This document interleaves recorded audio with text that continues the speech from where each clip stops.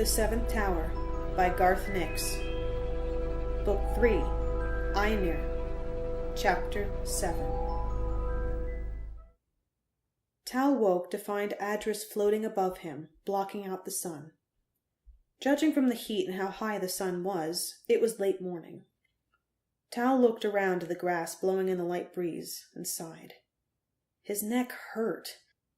There was no sign of Mila or the other storm shepherd, Adris. Perhaps there was something else he could have done, Tal thought as he massaged his neck. But he couldn't think of anything, even now. Besides, what was done was done.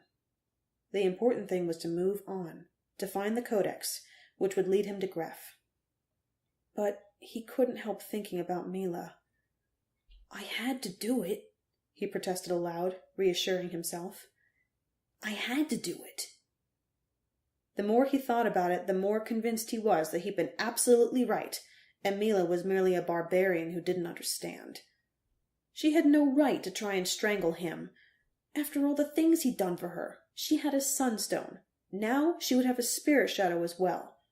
She was practically a chosen, and she owed it all to Tal. Her silly Icecarl superstitions weren't worth bothering about. He supposed she was an enemy now. If he saw her again, he'd have to blast her before she could attack him. He wished he hadn't thought of that. His anger melted away, and he felt depressed. And hungry. Still rubbing his neck, Tal walked out into the sun. Its heat cheered him up a little. He reminded himself that what he had to do now was work out where to go and what to do. He had to forget about Mila and get on with finding the codex. A large flying beetle, all blue and gold, buzzed up, and Tal brushed it away from his face. As he did so, he saw part of a storm shepherd's shadow move. There was an area there that was darker, and the outline of a boy. Tal moved his hand again, and that darker shadow moved too. Tal had not been taught about this in the lectorium. He walked a few paces farther away, and moved his arms up and down. The darker boy shadow in the middle of the storm shepherd's shadow moved its arms up and down. Tal walked even farther away, but the boy shadow stayed exactly in the middle of Adris's shadow. It mimicked his movements, but did not follow him as a real shadow would. Tal shook his head. There was so much to try and understand. Only a few months ago he had thought he knew pretty much everything he needed to know. He had supposed he was well on the way to becoming a shadow master. Now he only knew how much he didn't know. "Hey, Adris!" he shouted. "I want to talk to you!"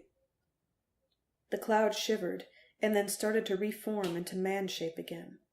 It grew darker, and lightning began to flicker in the shape of eyes. It took a few minutes to completely regain its form, then the storm shepherd bobbed a few stretches away from Tal. "Were you asleep?" asked Tal. "No!" exclaimed Adris, but he spoiled his answer by stretching his arms above his head and yawning, a yawn that sent a blast of cold air across Tal.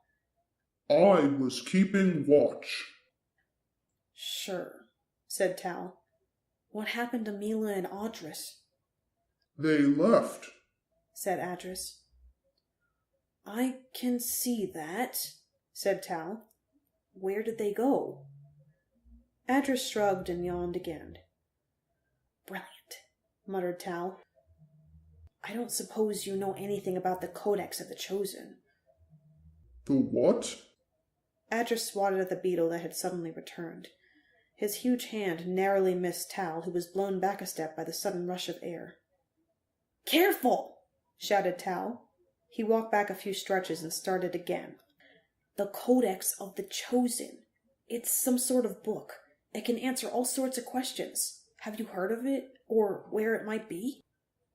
Adris scratched his head, small lightnings flickering across his scalp.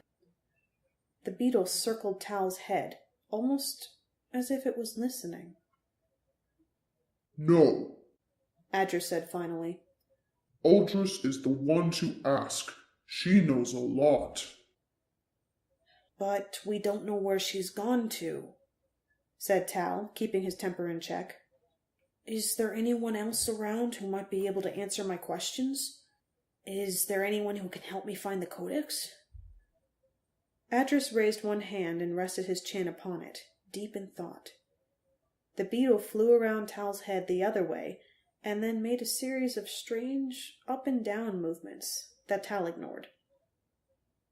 I suppose we could, said Adris, and stopped. Suppose what? Asked Tal. follow Audris? Adris suggested hopefully. But we don't know where she went. Tal was starting to feel very cross. I don't know where Audris went, but I can find her, said Adris eagerly. She will whisper to the wind, and it will tell me. And you think Audris will know something about the codex? Tal was a little distracted by the blue and gold bug that had been flying so strangely. Now there were 2 bugs, and then a third flew in, followed by a fourth.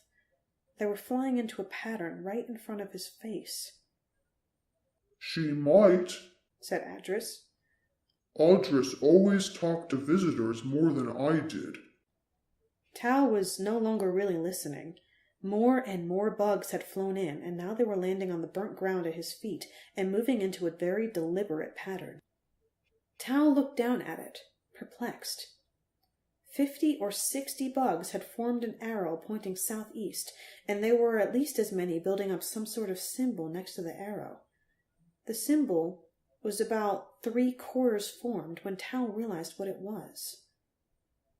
A letter of the alphabet the Chosen used for light magic. The letter C.